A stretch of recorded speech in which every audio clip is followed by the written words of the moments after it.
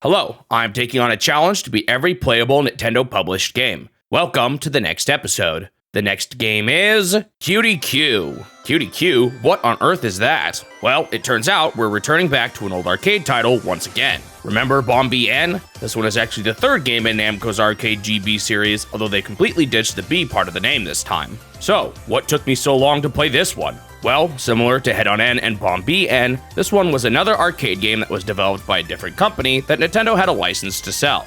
However, unlike those two, this one doesn't even have an N variation, and I couldn't find any flyers or anything that confirmed a Nintendo version of the game even existed. All I knew was that someone in some book mentioned that Nintendo distributed a version of Cutie Q, and honestly, I wasn't completely convinced it actually existed. However, I eventually saw pictures of a variation of the machine where Namco's logo had been replaced with Nintendo's, which was enough to convince me that it was real. So, what's the story behind this game? Like I said before, this one was the third game in the GB trilogy. There's honestly not a ton of information out there about this one, and I can't even find a dedicated flyer for it.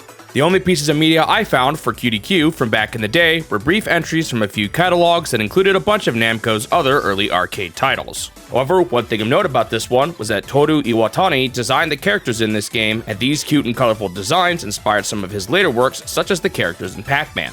Alright, that's all I really have to say about this one, so let's take a look at my time with the game. Similar to Bombi N, Cutie Q is another pinball breakout hybrid, so once again, there's not exactly a clear goal. As is the case with most of these kinds of games, I mostly just want to see all the main mechanics in the game.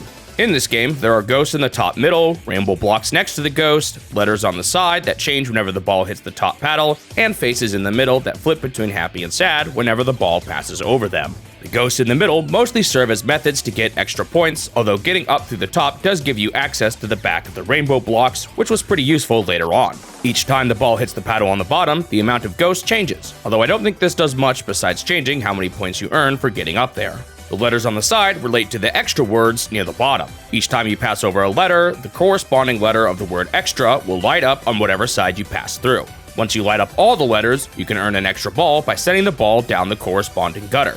Of course, you'll lose the ball if the gutter protection isn't there.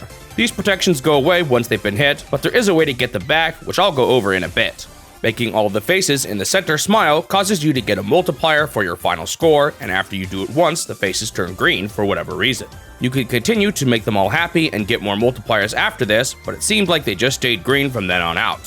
Finally, the big challenge of the game is the breakout-esque rainbow blocks on the sides at the top. At first, they only come in two colors, orange and red, but as you clear out more rows, more colors get added. For some reason, each time you clear out all the blocks on one side, a yellow dude appears and starts to walk around, and you can knock him out for some extra points. Clearing out all the blocks will also cause the gutter on that respective side to be restored too. Once they've all been cleared, they won't come back until the ball hits the paddle on the bottom. As more rows get added, hitting the blocks furthest in the back will make your ball go faster and faster, and you can reach some pretty fast speeds doing this. This is where sending the ball up the column of ghosts really comes in handy, as it is far more safe for your ball to be bouncing up there than below. While it can be tough to deal with the ball when it is moving fast, there are thankfully a few ways to slow the ball down. Passing through the spinner or hitting the yellow guy will slow the ball down, and landing in these weird holes on the sides resets the speed too. Getting the ball in these side spots will also cause it to bounce around and earn you a bunch of points too. Alright, that's all the main mechanics of the game. Let's see how long it took me to actually complete all of these tasks. On my first run, after playing for a bit, I cleared out a full section of rainbow blocks, and soon after, I cleared out a full column of ghosts and knocked over the yellow guy at basically the same time. Since more blocks of a new color got added, I wanted to see what the furthest row back was. I eventually managed to create a green row, and this is where the ball speed really starts to become a problem. I was able to clear out the greens and see the next color, blue, but I lost all my lives before even hitting one of these. My next run didn't really go all that well, and I didn't even clear the yellows completely this time. On my third run, while I didn't do all that good with the rainbow blocks up top, I did manage to make the faces smile, so that's one of my objectives complete. I got a run soon after where I managed to light up all the words to extra, but intentionally trying to hit the ball into the gutter is actually pretty tough. I lost a life before I was able to accomplish this, so unfortunately the letters reset. Bummer. Since it had been a while since I had played an arcade game, I totally forgot that many of these machines would let the owners configure the amount of lives you start with, so I cranked it up to 5 for future runs, which should help. It took a few tries, but I eventually started to crack the blue blocks at the top, and man, those things make your ball move like crazy. I also managed to get the extra ball down in the gutter here too, so all I had left to do was clear out a full section of rainbow blocks.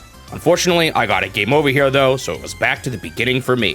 Thankfully, on the next run, I did better, and I finally cleared out a full row of blue. After resetting the blocks, they reset back to just 2 rows, so I guess that's the last goal complete. Well, not exactly. I found out that after the blocks reset, clearing everything up to the blues again adds another row at the end.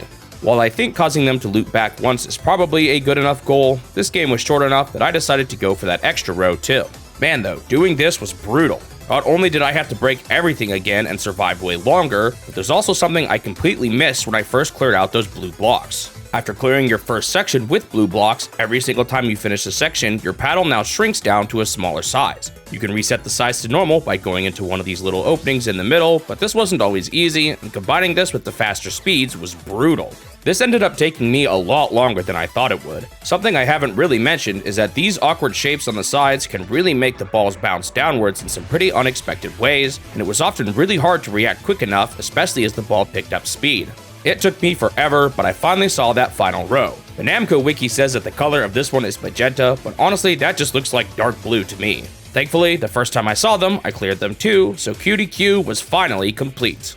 On to the review. This one ended up feeling pretty similar to Bomb BN, although it was a bit more difficult. Once again, I can appreciate the unique fusion of pinball and breakout, but it really doesn't amount to feeling like much more than a typical breakout clone. You're still spending the vast majority of the time trying to hit the ball with your paddle and hoping it eventually clears everything out.